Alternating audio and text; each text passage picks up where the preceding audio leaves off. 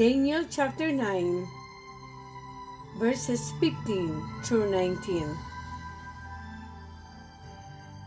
And now, O Lord our God, that hast brought thy people forth out of the land of Egypt with a mighty hand, and hast gotten thee renown, as at this day we have seen we have done wickedly.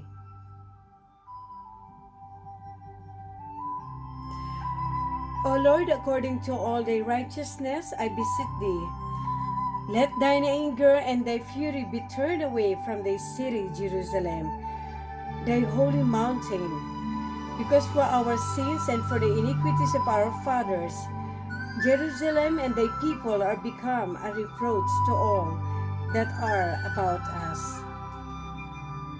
Now therefore, O our God, hear the prayer of thy servant, and his supplications, and cause thy face to shine upon thy sanctuary that is desolate for the Lord's sake.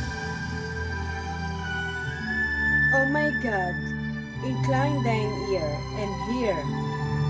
Open thine eyes and behold our desolation and the city which is called by thy name. For we do not present our supplications before thee for our righteousness, but for thy great mercies. O Lord, hear, O Lord, forgive, O Lord, hearken and do. Defer not for thine own sake, O my God, for thy city and thy people are called by thy name.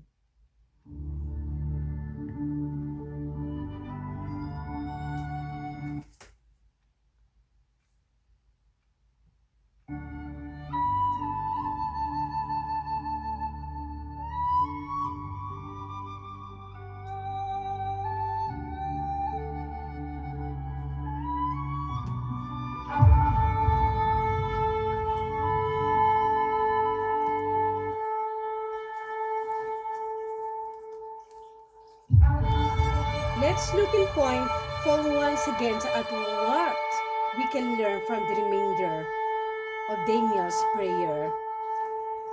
He now appeals to God that all the renown that had accrued to the Lord's name, because of the wonderful works manifested among them from the deliverance of his people from Egypt, would all be lost if he should abandon them to perish.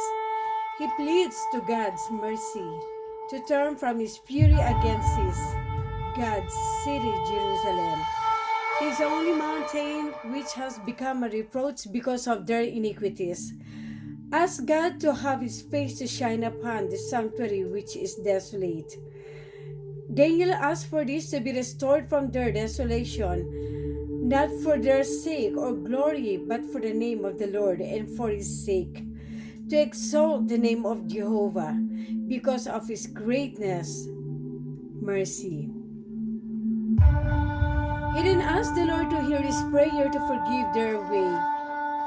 Hearken and do, restore, do not defer it, for God's sake and his city, which is called by his name, and his people, which are also called by his name.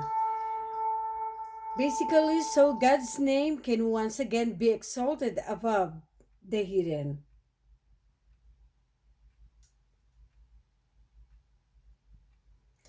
As we look through his prayer, it is not hard to see the anguish of heart, humility, and earnestness that Daniel entreats the Lord's will.